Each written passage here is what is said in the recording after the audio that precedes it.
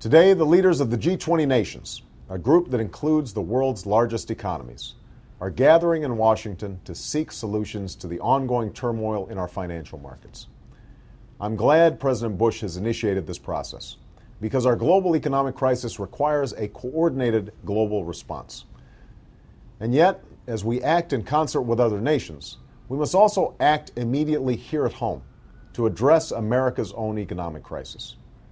This week, amid continued volatility in our markets, we learned that unemployment insurance claims rose to their highest levels since September 11, 2001. We've lost jobs for 10 straight months, nearly 1.2 million jobs this year, many of them in our struggling auto industry. And millions of our fellow citizens lie awake each night wondering how they're going to pay their bills, stay in their homes, and save for retirement. Make no mistake, this is the greatest economic challenge of our times.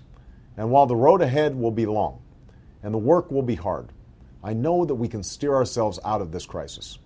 Because here in America, we always rise to the moment, no matter how hard. And I am more hopeful than ever that America will rise once again. But we must act right now. Next week, Congress will meet to address the spreading impact of the economic crisis. I urge them to pass at least a down payment on a rescue plan that will create jobs, relieve the squeeze on families, and help get the economy growing again. In particular, we cannot afford to delay providing help for the more than 1 million Americans who will have exhausted their unemployment insurance by the end of this year. If Congress does not pass an immediate plan that gives the economy the boost it needs, I will make it my first order of business as president. Even as we dig ourselves out of this recession, we must also recognize that out of this economic crisis comes an opportunity to create new jobs, strengthen our middle class, and keep our economy competitive in the 21st century. And that starts with the kinds of long-term investments that we've neglected for too long. That means putting 2 million Americans to work rebuilding our crumbling roads, bridges, and schools.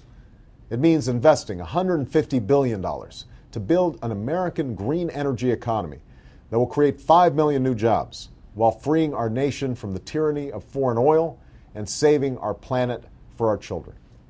It means making health care affordable for anyone who has it, accessible for anyone who wants it, and reducing costs for small businesses.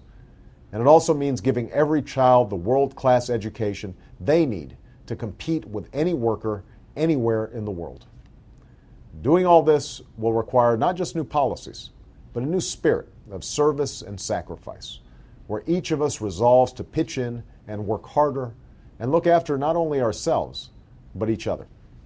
If this financial crisis has taught us anything, it's that we cannot have a thriving Wall Street while Main Street suffers. In this country, we rise or fall as one nation, as one people. And that's how we will meet the challenges of this time, together. Thank you.